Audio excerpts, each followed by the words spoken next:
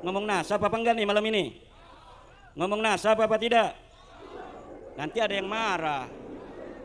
Nanti saya dikasain Yahudi pesek. Nanti saya katain begal nasab. Nanti dikatain Wahabi. Nanti dikatain Khawarij. Kira-kira saya Wahabi apa NU? Saya Syiah apa NU? Saya iblis apa Muslim? Husnudzon kepada Allah harus. Husnudzon kepada penipu haram. Husnudzon kepada penipu, udah tahu tampangnya penipu. Dan udah kata tetangganya, awas kalau orang itu datang kamu hati-hati, penipu itu orang. Tiba-tiba datang ke rumah dia. Kita husnudzon.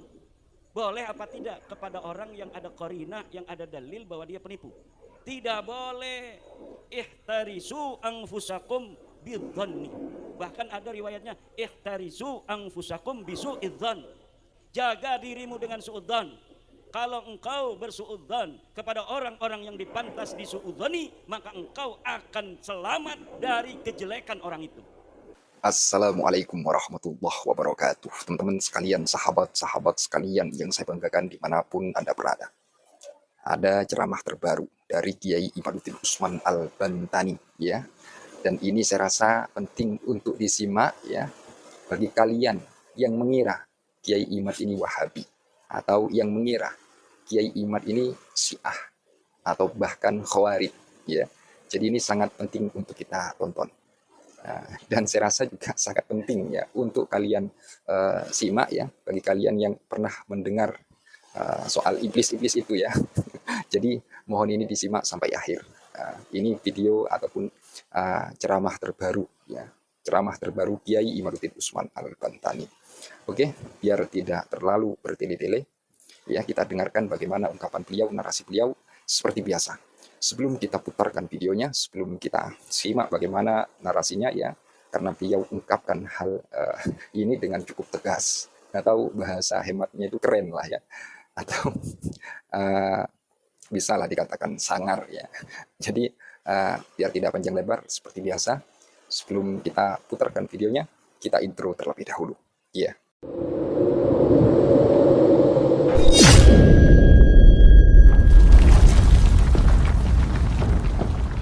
Assalamualaikum warahmatullahi wabarakatuh.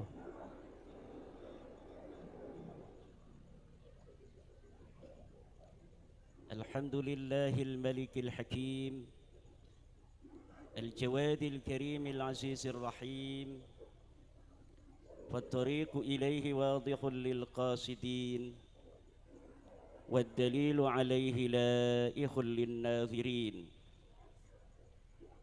Wassalatu wassalamu ala sayyidina Muhammadin wa ala alihi wa ashabihi at-tayyibin at-tahirin. Ya Hayyu ya Qayyum ya Hannanu ya Mannanu ya Dayyanu ya Sultanu ya Dzal Jalali wal Ikram. Amma ba'du, faya ashabal fadail,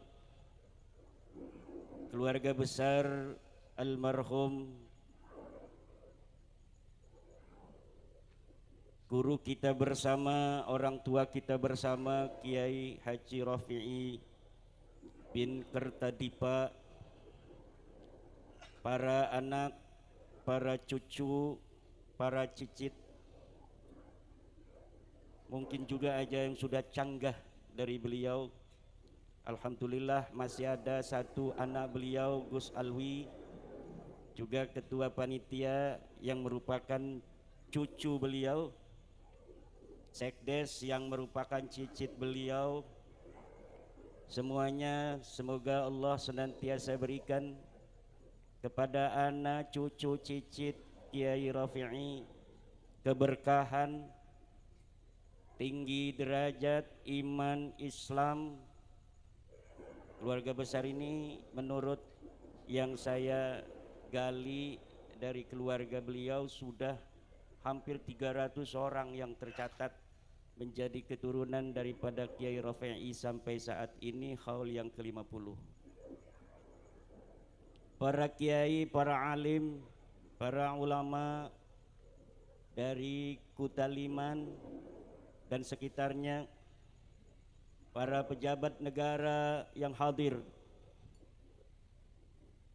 dari kepolisian, dari Tentara Nasional Indonesia yang hadir, Bapak Kepala Desa, baik kepala desa setempat maupun kepala desa tetangga yang hadir.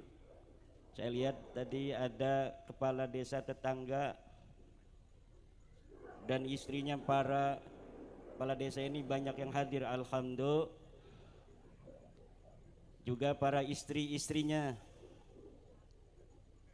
Mbak Lutfi dan sebagainya, para pengurus NU baik PCNU Kabupaten Banyumas, MWCNU se-Kabupaten Banyumas, PC Ansor yang malam hari ini menurunkan pasukan banyak sekali.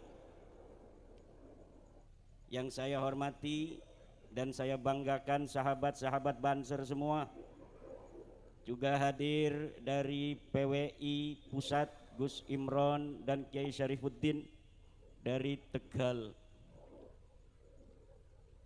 para tokoh Banyumas, Kang Mas Agus KPN, Gus Mukson,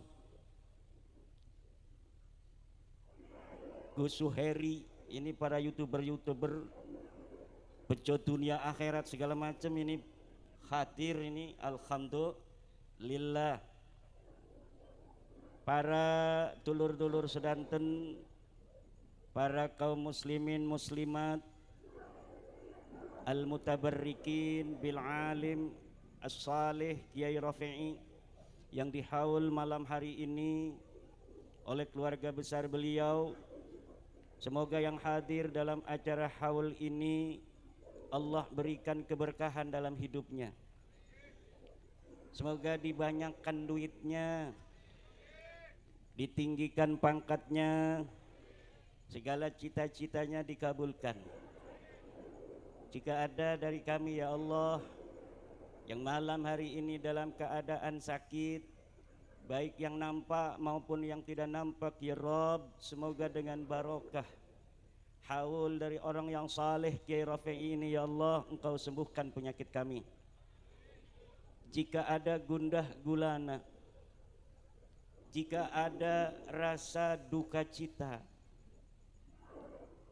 yang menyapa kami malam hari ini karena suatu hal, contohnya tagihan kredit yang semakin dekat namun untuk bayarnya belum ada alamat, mudah-mudahan dengan barokah hadir malam hari ini tagihan kerudung muslimat akan segera lunas.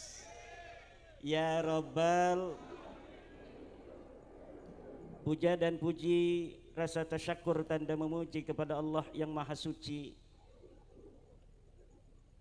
atas nikmat-nikmatnya yang tiada teruji, terutama nikmat iman penyejuk hati dan nikmat Islam penerang diri untuk mencapai kebahagiaan dan kebenaran yang hakiki. Salawat ma'assalam senantiasa Allah limpahkan kepada manusia pilihan dan kekasih Tuhan yang telah menghempaskan mendung-mendung kemusyrikan dan kekafiran, yang telah mengikis habis fata morgana iblis, sehingga maya pada ini pun menjadi indah oleh cermin akhlaknya. Dosa-dosa pun binasa, kedustaan pun akan tiada bila kita ikuti sunnah-sunnahnya. Beliau adalah man huwa syamsun, man huwa badrun, man huwa nurun fawqa nurin, man huwa iksiru wa ghali, man huwa misbahus sururi, man huwa zawju khadijatul kubra wa aisyatul ridha, wa man huwa abul batuli az-zahra, wa man huwa jaddul hasani wal husaini radhiyallahu ta'ala anhuma, Nabiyuna Muhammadun. Malam hari ini malam yang sangat berbahagia bagi saya, dapat hadir dalam haul manusia mulia yang berjasa bagi desa ini dan sekitarnya di dalam membimbing umat menuju Allah Subhanahu wa taala. Dibangunnya masjid pertama kali di desa ini di antaranya atas jasa beliau dan ayahanda beliau Raden Kertadipa. Semoga apa yang beliau perjuangkan, beliau amalkan ketika beliau hidup dan masih bisa dirasakan oleh kita malam hari ini, akan Allah balas dengan balasan yang tiada terkira kepada beliau, juga kepada keturunannya, kepada keluarganya ila yaumil qiyamah, juga akan menyebar untuk kita semua yang hari ini, malam hari ini hadir dalam acara haulnya. Sebelum saya lanjutkan, rasa bahagia hati ini bila menghadiahkan Al-Fatihah untuk beliau. Semoga beliau senantiasa Allah tinggikan pangkatnya di sisinya, dan semoga Fatihah itu pula akan membawa kita yang menghadiri acara haulnya ini mendapatkan keberkahan, kebahagiaan dunia dan akhirat. Ala hadhihi niyyah wa kulli niyyatin salihah. Al-Fatihah. A'udzu billahi minasyaitonir rajim. Bismillah. Iyyaka na'budu wa iyyaka nasta'in.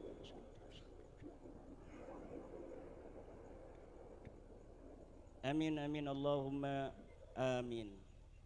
Dulur-dulur sedanten kang kula hormati, haul merupakan sebuah ibadah.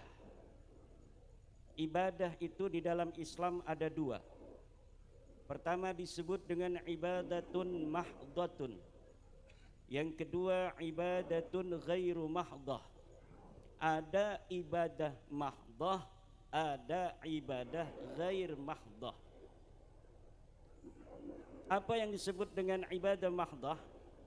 Ibadah mahdah adalah hiya ibadatun sabitatun min asli masyru'iyyatiha. Adalah memang yang awal disyariatkannya dia sebagai ibadah.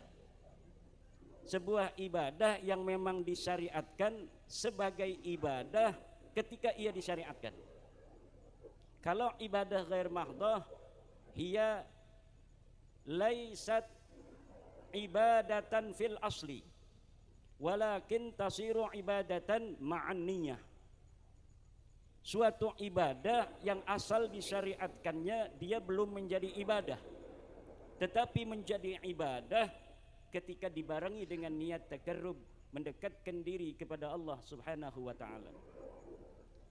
Ibadah mahdah terbagi empat.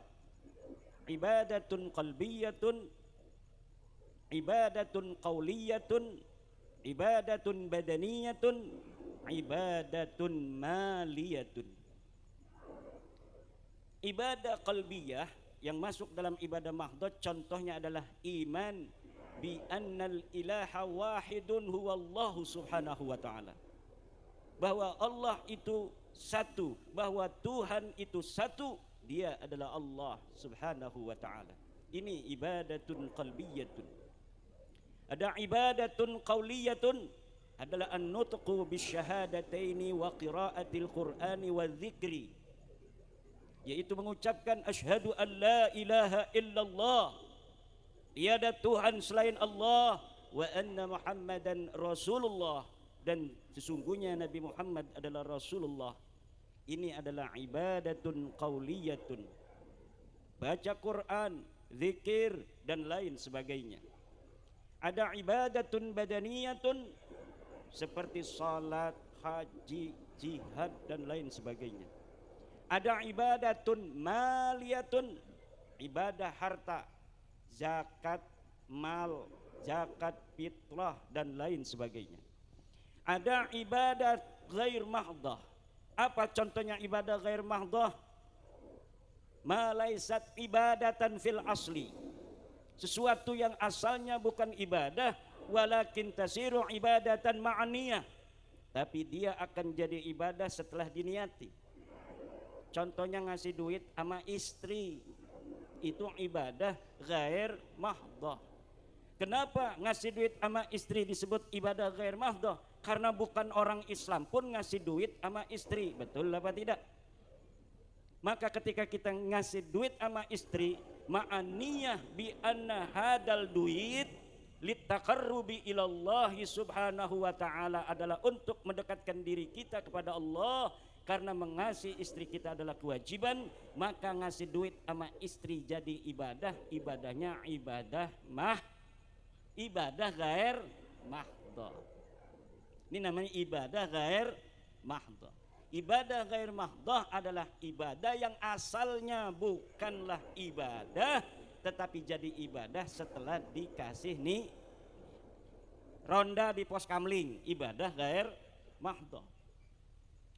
Jadi ibadah ketika kita niatkan untuk mengikuti perintah Allah dalam Al-Quran, atiullaha wa atiur rasul wa ulil amri minkum. Haul, ini kita mau bicara haul, itu pembukaan tadi. Haul ini ibadah mahdoh apa ibadah ghair mahdoh? Di sana ada ibadah mahdohnya, baca Al-Quran, betul apa tidak? Ada zikir, itu ibadah mahdoh. Ada ibadah ghair mahdohnya. Apa ibadah ghair mahdohnya? Kumpul-kumpul begini. Ini asalnya tidak disyariatkan, tetapi ketika diniati silaturahmi jadi ibadah. Ketika diniati idkhalus surur, memasukkan kebahagiaan untuk keluarga besar almarhum Yai Rafi'i, maka dia jadi ibadah. YouTuber itu ibadah mahdoh bagi pendukung saya. Ibadah ghair mahdoh bagi pendukung saya. Kalau youtuber yang dia YouTube-nya itu mendukung, bukan mendukung kebenaran, maka itu bisa menjadi dosa. Tapi youtuber seperti Gus Muhson yang rambutnya kayak megaloman, ini mendukung kepada kebenaran, maka walaupun itu bentuknya YouTube, itu bisa berpahala dengan diniatkan untuk menyampaikan kebenaran dan membantu kaum muslimin dan muslimat. Haul ada sejak kapan? Sejak Wali Songo. Islam pertama datang ke Indonesia, Wali Songo sudah haul. Ya haulnya begini, di halaman gak kelihatan kuburannya. Kalau ada orang haul kayak tetangga sebelah, haulnya di kuburan, kuburannya dikasih kembang sampai nggak kelihatan kuburannya, kembang semuanya, habis 2 juta beli kembangnya juga. Setelah sekujur tubuhnya dikasih kembang, di atasnya dikasih payung, payungnya dikasih kembang lagi. Ini cara haul bukan ajaran Wali Songo, bukan haul cara Nahdlatul Ulama. Cara Nahdlatul Ulama dari dulu ya begini, ngundang orang baca Yasin atau baca Kulhu, baca Falak bin Nas, zikir, kemudian ada ceramah, terus ada doa. Kalau ada berkat, bagi berkatnya. Kalau ada aqua, bagi aquanya.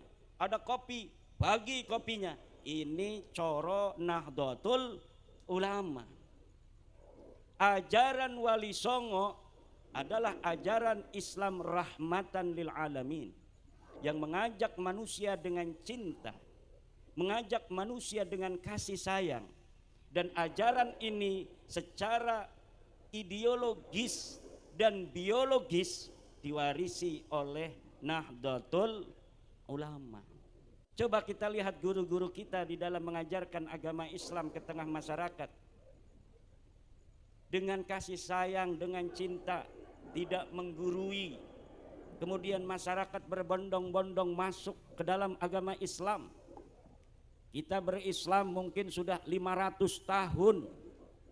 Sejak kita berislam ini, Wali Songo mengajarkan bahwa manusia dilihat bukan dari pangkat duniawinya, dilihat bukan dari harta benda yang ia miliki, dilihat bukan dari siapa keturunannya, tapi dilihat dari takwanya kepada Allah Subhanahu wa ta'ala.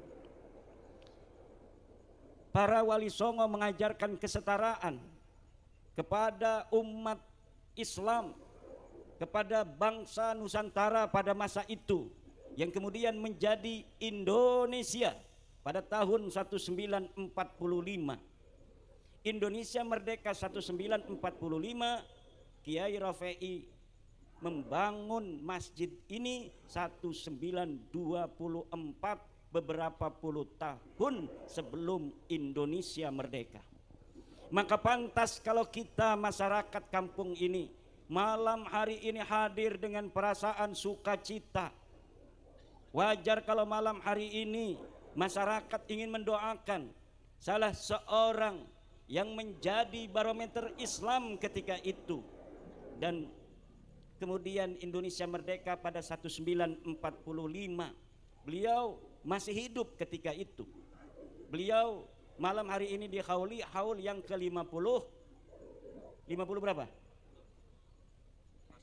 Pas 50. Masya Allah. Ini the golden age, tahun emas. 50 tahun itu kalau orang menikah 50 tahun itu pernikahan emas. Kalau 25 tahun pernikahan perak. Kalau baru 1 tahun cerai itu pernikahan timah. Timah jala itu. Alhamdulillah hari ini Islam berkembang. Islam yang berkembang di sini Islam apa? Islam Banser. Islam Nahdlatul Ulama. Islam yang penuh kesetaraan. Walaupun saya ini duduknya di kursi, ini duduk di kursi tugas doang. Karena kalau duduknya sama dengan Bapak nanti nggak kelihatan, betul apa tidak? Hanya lagi menduduki peran. Kalau orang lagi khotbah di atas mimbar, bukan dia menunjukkan paling mulia, tidak, karena memang tugasnya lagi jadi khotib, betul apa tidak? Tapi ada klan, sebuah klan yang menyatakan dirinya mulia ala kulli hal, dalam segala hal, dalam segala keadaan, dari orang lain, dari suku-suku lain, hanya berdasarkan karena dia keturunan seseorang. Ini bukan ajaran Islam, ini adalah ajaran syaitan. Tidak ada di dalam ajaran Islam seseorang lebih mulia dari orang lain hanya berdasarkan keturunannya. Dia harus terbukti berprestasi dalam hidupnya.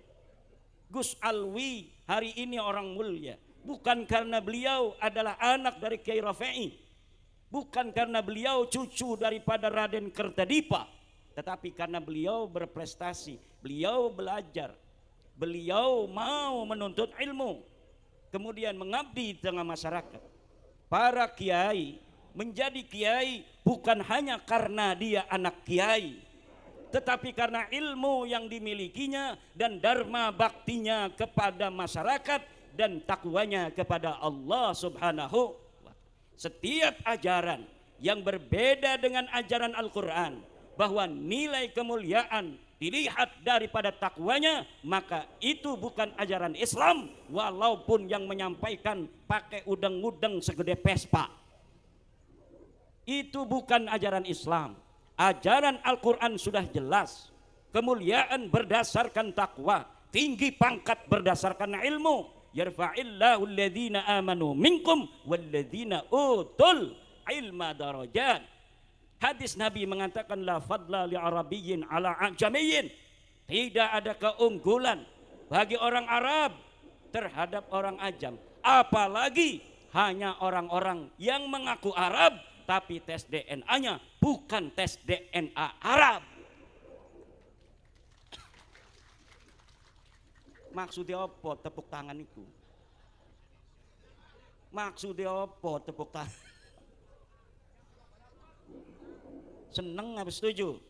Atau mancing-mancing saya bicara nasab? Ngomong nasab apa enggak nih malam ini? Ngomong nasab apa tidak? Nanti ada yang marah. Nanti saya dikasain Yahudi pesek. Nanti saya katain begal nasab. Nanti dikatain Wahabi. Nanti dikatain Khawarij. Kira-kira saya Wahabi apa NU? Saya Syiah apa NU? Saya iblis apa Muslim? Lah udah orang 40 ngomong sesuatu itu sudah benar. Udah disaksikan 40 orang. Kalau ada orang katanya dengan tulus mengatakan Gus Muhson ini wali ini. Kalau kita berdoa bareng-bareng Bapak, 40 orang berdoa tuh, ngeriung tuh, makanya kalau ngeriung jangan pelit-pelit ngundang orang. Minimal 40 orang. Biar amin-aminnya itu 40 orang. Itu katanya jauh dari tidak dikabulkan oleh Allah Subhanahu. Walaupun gak ngerti amin-amin doang. Yang ngedoakan apa namanya tuh siapa? Kiai. Allahumma sholli ala sayyidina Muhammadin fil awwalin wal akhirin. Amin. Padahal yang gak ngerti apa-apa. Tapi Allah Maha Penyayang, Allah Maha Pengasih. Doa dia walaupun dia tidak ngerti, husnudzon kepada kiai bahwa kiai berdoanya ini adalah berdoa yang baik untuk dirinya dan untuk yang hadir, maka apa yang didoakan kiai itu akan diberikan juga kepada dia yang ikut. Amin. Bagaimana kalau yang doa itu ada di YouTube, ada di televisi, aminin aja. Kita nggak tahu apakah itu sampai apa enggak. Mudah-mudahan aja sampai. Itu namanya husnudzon kepada Allah. Ana inda dzanni abdi bi. Aku menurut persangkaan hambaku kepada aku. Itu namanya husnudzon kepada Allah. Harus kita husnudzon kepada Allah. Kalau kita lagi acara begini gerimis, wah ini tanda kita yang hajat ini adem. Itu namanya husnudzon billah. Jangan turun hujan kita ada acara, dosa apa nih? Jangan begitu. Kita langsung husnudzon billah. Pasti ada hikmahnya. Husnudzon kepada Allah harus. Husnudzon kepada penipu haram. Husnudzon kepada penipu, udah tahu tampangnya penipu. Dan udah kata tetangganya, awas kalau orang itu datang kamu hati-hati, penipu itu orang. Tiba-tiba datang ke rumah dia, kita husnudzon. Boleh apa tidak kepada orang yang ada qarinah, yang ada dalil bahwa dia penipu? Tidak boleh. Ihtarisu anfusakum bidzanni. Bahkan ada riwayatnya ihtarisu anfusakum bisu'idzan. Jaga dirimu dengan suudzan. Kalau engkau bersuudzan kepada orang-orang yang dipantas disuudzani, maka engkau akan selamat dari kejelekan orang itu. Orang yang tampangnya itu tampang maling, kita suudzani, kita akan terlepas dari kejelekannya. Ada tamu tampangnya tampang maling, kita ada HP di meja, kemudian kita mau ngambilin air, HP-nya kita bawa, suudzon kepada dia, jangan-jangan dia maling. Betul apa tidak? Tapi kalau kitanya husnudzon saja, husnudzon kepada maling, orang yang gayanya gaya maling, kita husnudzani. Kita masuk aja ke dapur, kita tinggalkan HP kita di hadapan orang yang tampangnya tampang maling, kira-kira HP kita selamat apa enggak itu? Insya Allah hilang dan kita nanti akan kerok sebagai orang yang beradab. Mau nyangka tamu kita enggak enak, betul apa tidak? Kalau bukan dia siapa lagi yang nyolong? Maka dulur-dulur sekalian, di dalam kaidah usul fiqih dikatakan la ibrata bidzannil bayyini khata'uh. Tidak boleh menggunakan dzan yang sudah jelas salahnya. Kita husnudzon kepada orang yang tidak kita kenal, tampangnya pakai sorban, pakai jubah kayak saya begini, kemudian assalamualaikum ngomongnya juga lembut, bapak ada di rumah, kira-kira orang begitu amarahnya alamatnya orang baik apa orang jahat? Orang baik. Kalau amarahnya, amarah itu alamat, dia adalah orang baik, kita boleh husnudzon. Mangga nanti bapak saya ada, panggilin bapak kita, husnudzon kita. Ada HP, ada ini juga, nggak bakal pakai jubah begitu mau nyolong. Itu masih mending begitu. Tapi kalau tampangnya udah urakan, akhlaknya tidak menunjukkan orang yang saleh, gebrak-gebrak pintu, Assalamualaikum. Bapak ada, kita belum pernah kenal, dia belum pernah datang, maka layak orang itu untuk disuudzani. Kalau misalnya ada orang saleh zaman dulu datang ke kiai, contohnya Mbah Hasyim Asy'ari, ngaku cucu Nabi, Mbah Hasyim Asy'ari melihat akhlaknya baik, orangnya saleh, megangnya tasbih, subhanallah, subhanallah, masya Allah. Akhlaknya tandak tunduk pada Mbah Hasim. Dia mengaku cucu Nabi, kemudian kata Mbah Hasim, kayaknya bener ini, akhlaknya aja begitu. Ditawarin minum, ana shaim, saya sedang berpuasa. Kemudian dia amplopin misalnya Mbah Hasim, nolak dia, malah dia ngambil emas 10 gram. Nih buat Mbah Hasim, masya Allah. Orang akhlaknya begitu, kira-kira ngaku cucu Nabi, kita percaya enggak? Percaya. Walaupun kita tidak tanya-tanya kepada dia nasabnya mana, susunan silsilahnya mana, akhlaknya baik. Tapi kalau ada orang yang suka mencaci maki, gayanya tidak menunjukkan gaya tawadhu, kayak preman pasar, ngaku cucu Nabi, ngaku ada darahnya Nabi yang mengalir dalam tubuhnya, kira-kira kita terima apa tidak itu pengakuannya? Kira-kira perlu diverifikasi apa tidak? Kira-kira perlu tes DNA apa tidak orang model begini? Tes DNA perlu apa tidak? Haram. Tes DNA itu haram. Enggak boleh tes DNA, tidak ada di dalam kitab fikih, tidak ada di dalam madzhab Syafi'i. Imam Syafi'i tidak bicara tentang DNA. Ari Imam Syafi'i mangges 1000 tahun. Tak aya DNA eta zaman Imam Syafi'i mah tak aya. Leres henteu?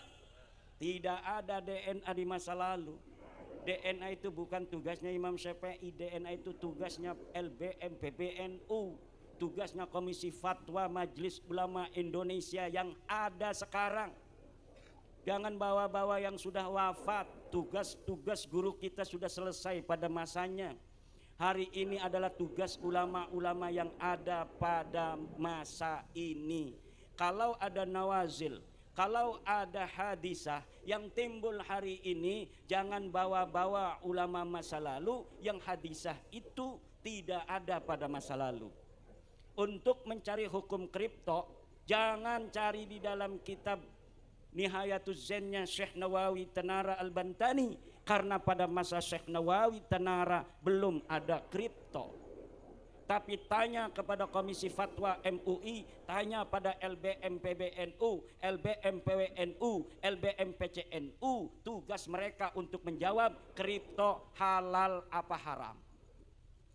Kalau ada nawazil pada hari ini ditemukan bukti bahwa klan Ba'alwi bukan cucu Nabi, ditemukannya saat ini, jangan tanya Mbah Hasyim Asy'ari yang sudah tiada, jangan tanya kepada Mbah Khalil Bangkalan yang sudah tiada, jangan tanya Mbah Maimun Zubair yang sudah tiada, tapi tanya ulama-ulama sekarang yang faham akan dalil-dalilnya, apakah Ba'alwi ini nyambung apa tidak sebagai keturunan Nabi.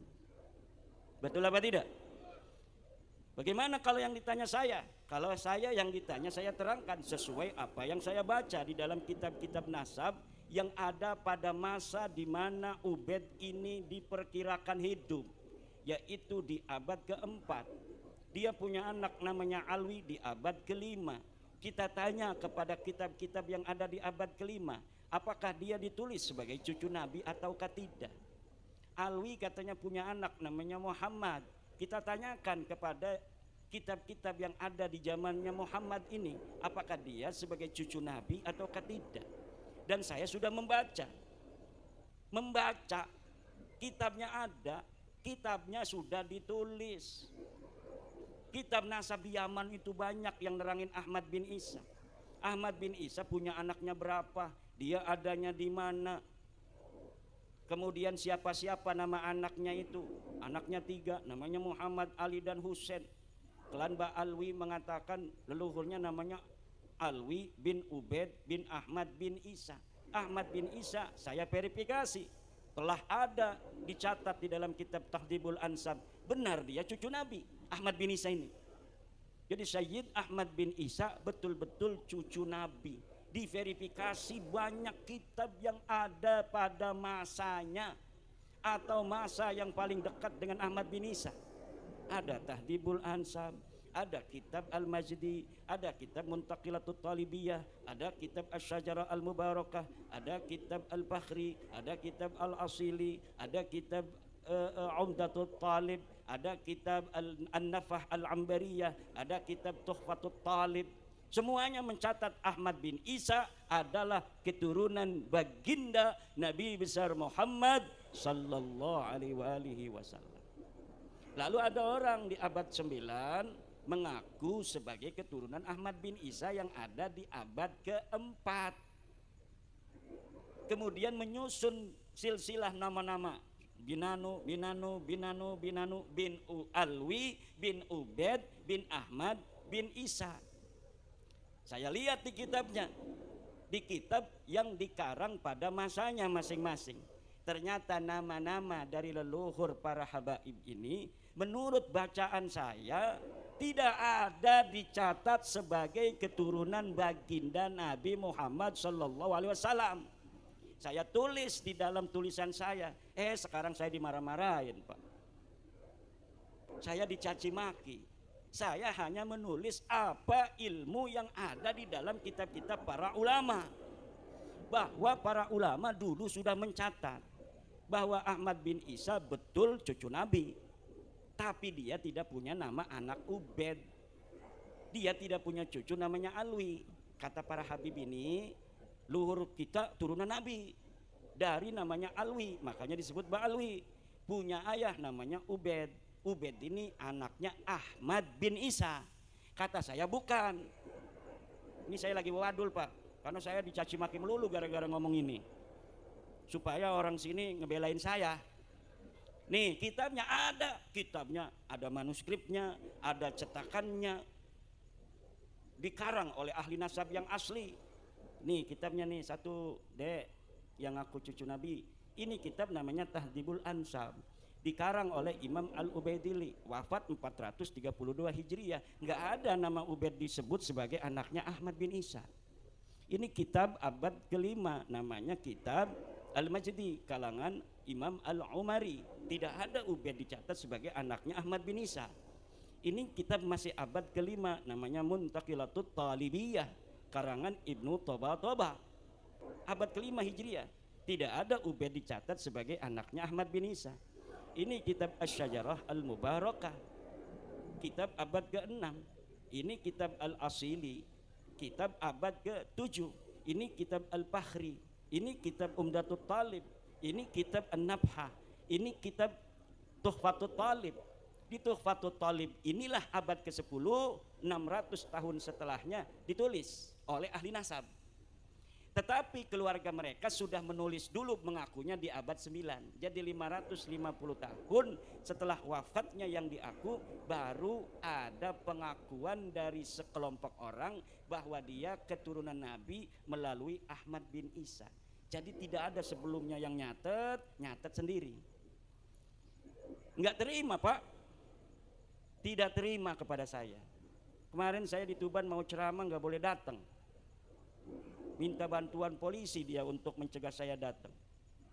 Saya tetap datang aja, bismillahirrahmanirrahim. Alhamdulillah tidak ada apa-apa. Dan ini terverifikasi apa yang saya teliti, yang sudah mempunyai kesimpulan. Kalau saya kesimpulannya itu sudah hakul yakin 100% bahwa para habaib yang ada di Indonesia ini, dari marga Al-Attas, As-Segab, bin Syihab, bin Yahya dan sebagainya, itu yang disebut Habib, bukan keturunan baginda Nabi besar Muhammad sallallahu alaihi wasallam. Dan itu tidak merendahkan mereka. Kenapa tidak merendahkan mereka? Karena manusia mulia bukan karena nasabnya. Betul apa tidak? Biasa-biasa saja itu sebenarnya. Misalnya begini, ada orang yang sejak kecil dia diingu oleh orang lain. Dia tidak tahu kalau dia anak angkat. Betul apa tidak? Dia anak seorang kiai, tapi wayuan, wayu ning Banyumas. Barang anu lahir lah kejodoh, pegatan, kerunya Gus Muhson ki, lah takingunang kita beh dia. Diarani bintine bine bin Muhsonuddin. Sampai gede deke werwe bin Muhson. Barang arep kawin anak wadon ki, jere Gus Muhson kawinaken nang kita bakal resah. Lamun diomong bukan sedih. Sedih orang kira-kira, ya sedih, tapi kan itu hak. Tidak merendahkan dia. Tapi kita untuk menyelamatkan dia. Kalau kita yang menikahkan tidak sah wong kita ayah angkatnya. Betul apa tidak? Kalau kita berikan, mungkin akan puyeng sedikit, sedih dia meneteskan air mata. Ternyata ayahnya Gus Mukson yang selama ini dianggap sebagai ayah aslinya, yang ganteng ini, ternyata setelah 20 tahun terbukti bukan ayahnya. Tentu ada sedih. Tetapi itu menyelamatkan anak dan keturunannya ila yaumil qiyamah. Coba kalau Gus Muksonnya tidak katakan kepada anaknya ini bahwa dia adalah bukan anaknya. Kemudian Gus Mukson berani saja menikahkan anak angkatnya ini yang perempuan.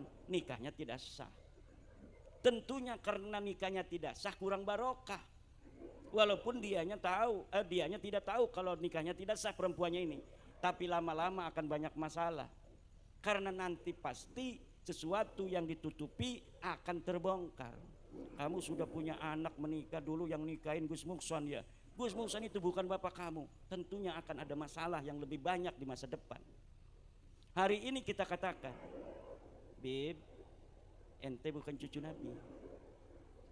Supaya apa? Supaya tidak ada kesalahan lagi. Yang lama-lama itu tidak berdosa. Yang lalu-lalu mereka mengakui diri mereka sendiri sebagai turun Nabi itu tidak berdosa. Kenapa mereka tidak tahu? Sekarang dikasih tahu oleh ahli ilmu. Ahli ilmu itu orang yang sudah membaca keterangan, sudah tahu, ngasih tahu, ente bukan cucu Nabi. Ya harusnya terima kasih, ngamplopin harusnya. Ini malah saya marah-marah, katanya saya Yahudi pesek, katanya saya Dajjal, kata saya iblis. Yang mau ngasih tahu buat selamat ente semua kok. Malah saya dimarah-marahin, dicegat di mana-mana. Katanya pemecah belah umat yang mana om kita ngasih tahu kok. Kecuali sayanya fitnah, tidak ada data. Ini datanya ada, tinggal dibaca. Gak mau baca.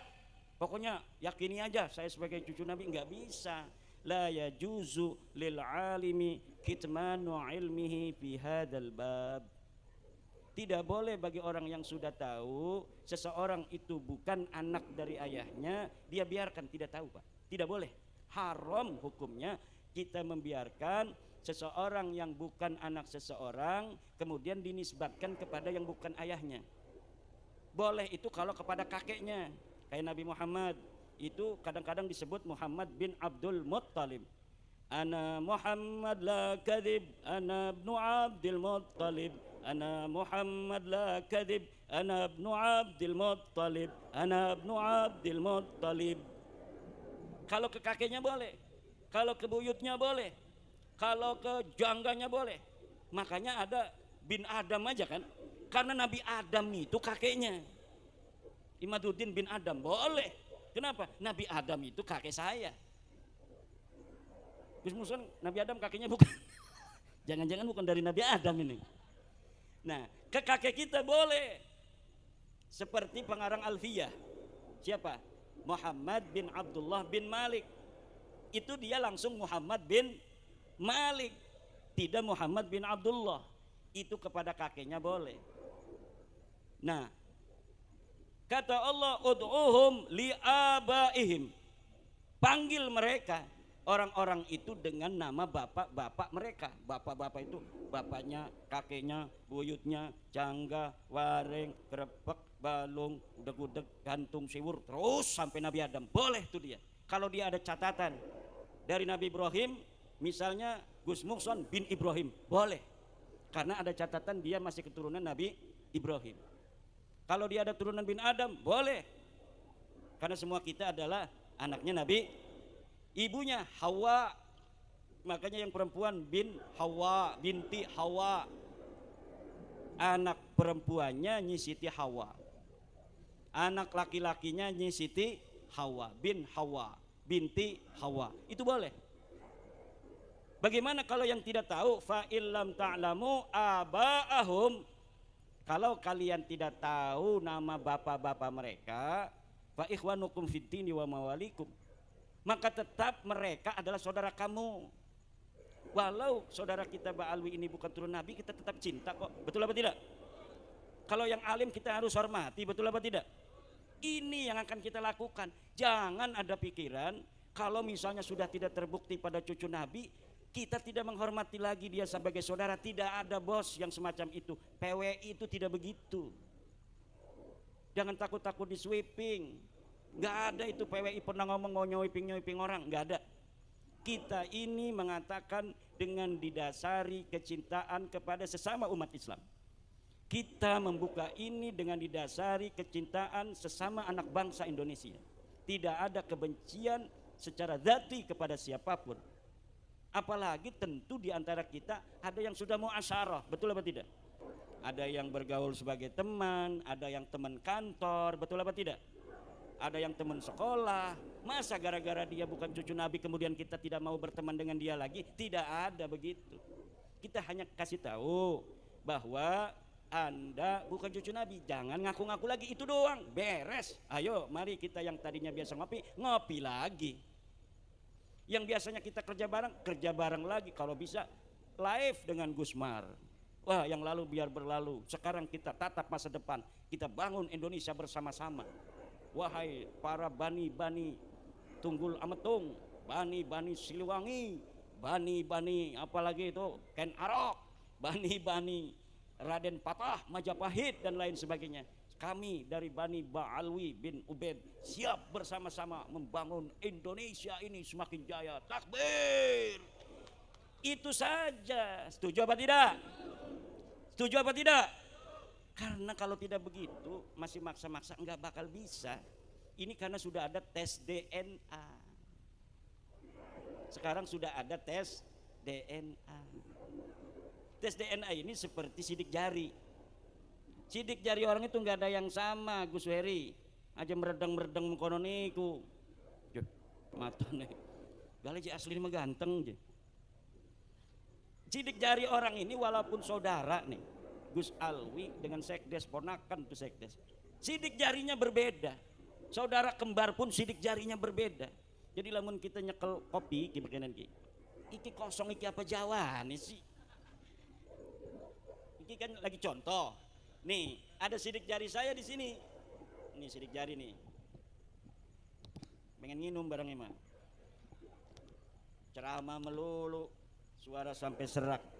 Mampir di Gusmar tadi, suruh ngerekaman dulu lagi setengah jam. Ngecaprak lagi aja. Bismillahirrahmanirrahim. Nah, ini alhamdulillah ada sidik jari saya. Kalau misalnya kata polisi, ini Anda melaporkan apa? Saya melaporkan larutan cap kaki 3 saya ada yang minum. Saya tidak terima. Kenapa? Karena itu diberikan oleh janda muda. Dan janda mudanya saya cinta banget mau ngawinin dia. Tetapi ternyata diambil oleh panitia buat kiai. Kata saya enggak, kata saya kan. Enggak. Kata polisi dilihat. Ternyata benar sidik jarinya Imaduddin Usma. Ketika ada sidik jari ini saya mengatakan, Bapak dari mana tahu bahwa itu ada bekas saya pegang?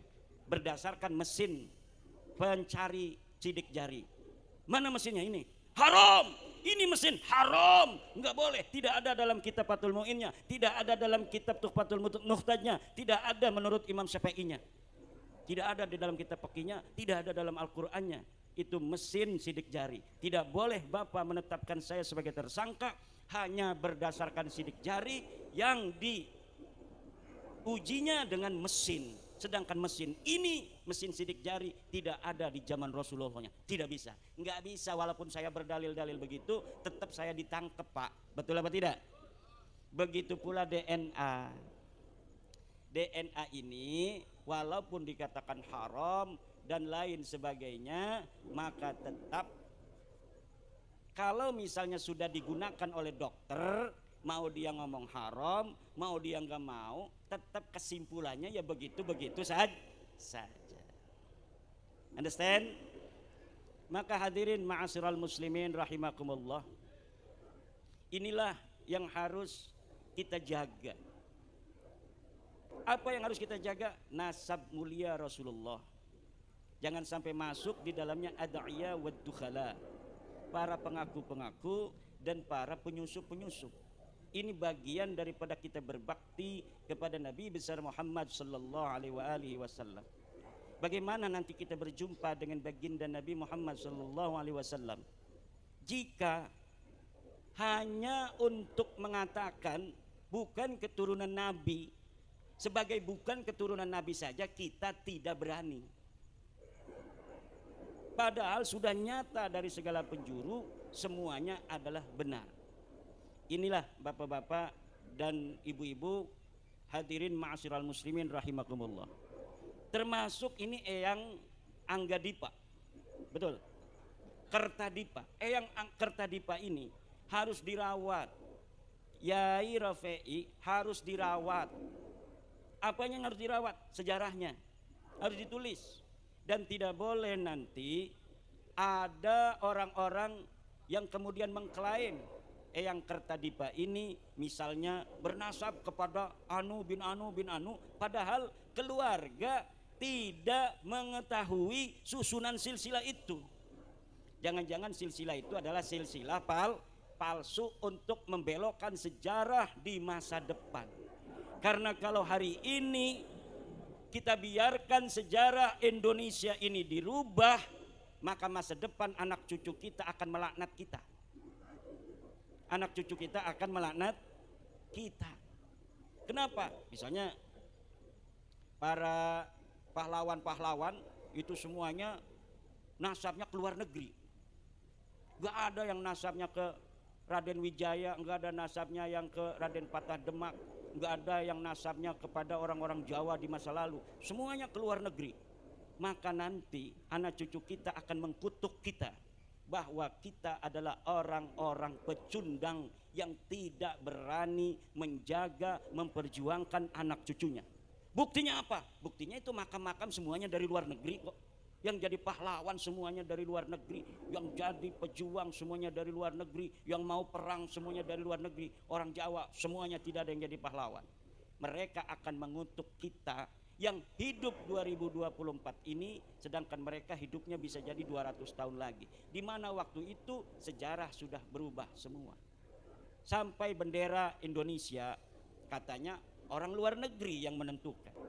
Tanggal 17 Agustus kemerdekaan kita katanya karya orang luar negeri penentuan harinya.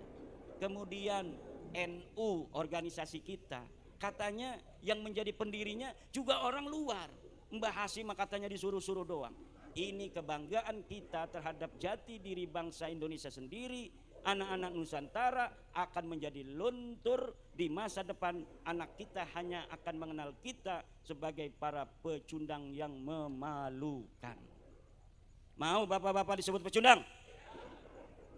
Kalau tidak jaga sejarah, sejarah Banyumas, sejarah Purwokerto, jaga. Dulu siapa yang jadi bupati? Oh, yang jadi bupati adalah kakeknya Pak Prabowo. Betul apa tidak? Betul apa tidak?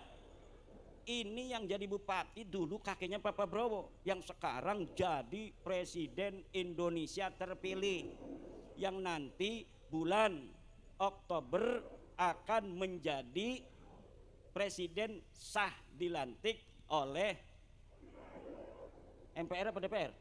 MPR.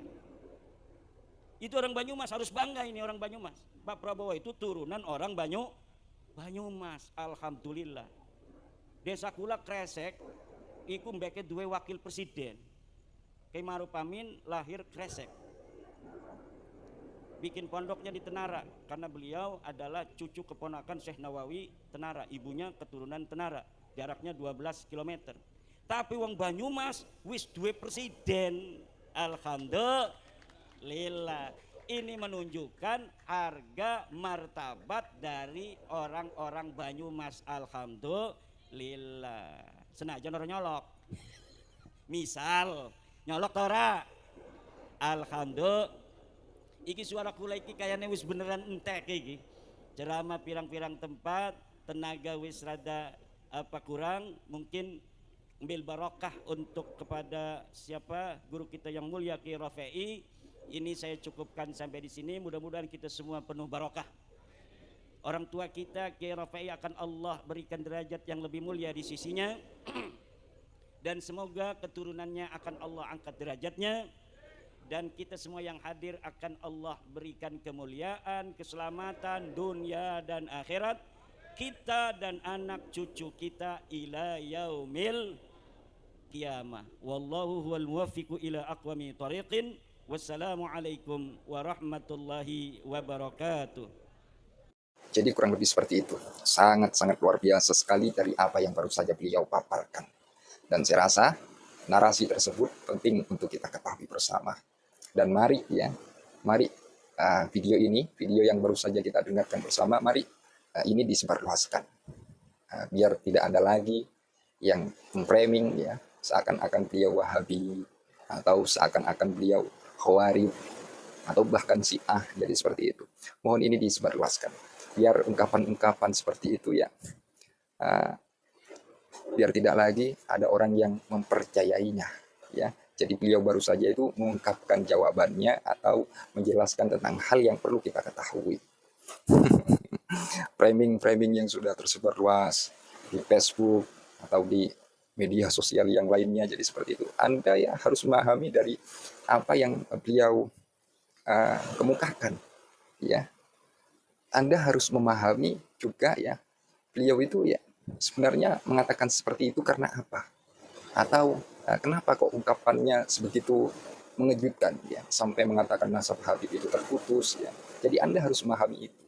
Anda harus mengetahui hal-hal yang seperti itu. Biar tidak ikut ungkapan-ungkapan yang luput ya, ungkapan-ungkapan yang tidak sesuai.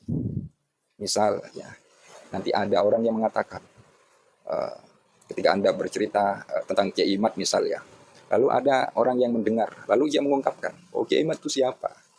Wong di FB ini tersebar ia adalah ini dan ini ya. Seakan-akan sudah menyampaikan hal yang sudah ia baca lah, padahal yaitu ya tulisan-tulisan dari akun yang mungkin tidak paham atau mungkin ya salah paham. Jadi dengan mendengarkan ungkapan Kiai Imad tersebut ya, kita mengetahui poin-poin yang mesti kita pahami. Itu ya. Jadi beliau berbicara dengan referensi, dengan data ya. Ya tidak mungkin lah beliau berbicara dengan tanpa data. Malu lah ya, malu. Apalagi beliau seorang kiai seperti itu. Beliau memiliki santri. Masa iya berbicara seperti itu ya. Berbicara tentang hal yang mengejutkan tapi tidak dengan data, itu kan nanti memalukan. Jadi kita harus memahami beliau seperti ini itu dengan mengkajinya, dengan meneliti ya nasab mereka ya. Tentu meneliti ini bukan hanya satu kitab, dua kitab. Jadi kalau Anda mendengarkan, oh Kiai Imad ini memakai kitab ini saja, kitab yang itu kan takutnya nanti disebutkan kitabnya lalu disampaikan kepada orang-orang yang mendengarkan hanya menyampaikan satu kitab, itu tidak betul. Kiai Imad tentu ya mengatakan seperti itu, mengkaji kitab-kitab nasab seperti itu ya, kitab-kitab yang memang perlu untuk diketahui ya. Sehingga ketika beliau sudah mengkaji dan ternyata hasilnya habaib itu tidak tersambung, ya beliau ungkapkan. Jadi kita perlu menyadari ini. Kita perlu memahami bahwa Kiai Imad ini memakai data, memakai referensi, didukung juga dengan tes DNA. Artinya hadir Dr. Sugeng menjelaskan permasalahan DNA, ya DNA mereka. Lalu beliau memaparkan, ya tambah kuat, ya artinya tesis Kiai Imad ini tambah kuat. Makanya Kiai Imad di ceramahnya itu ya sering kita dengarkan, ya tes DNA kan seperti itu ya. Artinya beliau mengajukan ataupun memerintahkan atau mempersilahkan ya mereka-mereka untuk tes DNA. Bagaimana hasilnya nanti kita lihat kan seperti itu. Apakah betul ya dzurriyyah Nabi atau malah DNA-nya tidak sesuai. Jadi beliau itu seperti itu. Itu yang saya pahami dari ungkapan-ungkapan beliau yang sudah tersebar luas ya. Dan mungkin itu saja yang dapat saya kemukakan pada kesempatan kali ini. Kurang lebihnya, apabila ada kekeliruan, kesalahpahaman dari narasi ungkapan yang telah saya kemukakan, saya Al-Fakir Official mohon maaf sebesar-besarnya. Yang namanya manusia itu ya tidak luput dari salah dan lupa. Ya, mungkin saya salah paham atau gagal paham. Jadi ya saya akan katakan terus-menerus ya di akhir video saya ya, apabila ada kekeliruan, kesalahpahaman, saya mohon maaf sebesar-besarnya. Saya Al-Fakir Official mendukung tesis Kiai Imad karena Kiai Imad ini ya hadir mengatakan seperti itu dengan hasil kajian, dengan hasil penelitiannya tentang nasab habaib ini. Ya, tidak usah panik lah ya, tidak usah terlalu panik seperti itu. Nah, tapi saya juga tidak akan melarang Anda untuk panik ya. Nah, dari panik itu mari kita kepoin ya, artinya mari kita simak terus ya ceramah-ceramah terbaru dari Kiai Imad ya, biar kita tidak gagal paham. Ya, ini menurut saya cukup mencerahkan. Nah, ini merupakan edukasi yang cukup luar biasa. Masalah nanti pada akhirnya keputusannya apa ya, ya kita terima ya. Misal tersambung atau terputus, kita terima. Karena ya yang sering juga saya katakan, kita itu sekarang mencari kebenaran, bukan mencari pembenaran gitu ya. Nah, jadi kasihan lah ya, kasihan beliau, kasihan Kiai Imad ya. Beliau ini mengkaji ya, jangan sampai mengatakan Kiai Imad nih adalah seorang yang khawarij atau apalah ya, atau Syiah atau segala macam. Nah, mungkin Anda ketemu di FB ataupun di status FB atau di komentar-komentar jadi seperti itu, ataupun memframing dengan narasi-narasi yang memang tidak seharusnya dikaitkan dengan nasab jadi seperti itu. Jadi Anda harus memahami ya. Artinya kita perlu melihat langsung bagaimana ungkapan beliau. Nah, atau kalau Anda penasaran ya, pengen lebih tahu lagi soal siapa beliau, Anda bisa lihat di karangan-karangan yang telah beliau susun ya. Artinya saya rasa itu merupakan sebuah sebuah hal yang cukup luar biasa yang pernah dilakukan oleh beliau Kiai Imaduddin Usman Al-Bantani. Jadi yang perlu kita sadari, Kiai Imad itu juga kiai ya. Kiai Imad itu juga ulama ya. Bagi saya beliau ini merupakan sebuah seorang ulama yang pemberani dan juga tegas. Itu penilaian saya, ataupun itu menurut saya. Nah itu ya. Dan mungkin itu saja kurang lebihnya. Apabila ada kekeliruan, kesalahpahaman dari narasi ungkapan yang saya kemukakan, saya Al-Fakir Official mohon maaf sebesar-besarnya. Akhirul qaul ihdinas siratal mustaqim. Wassalamualaikum warahmatullahi wabarakatuh. Ya, terima kasih.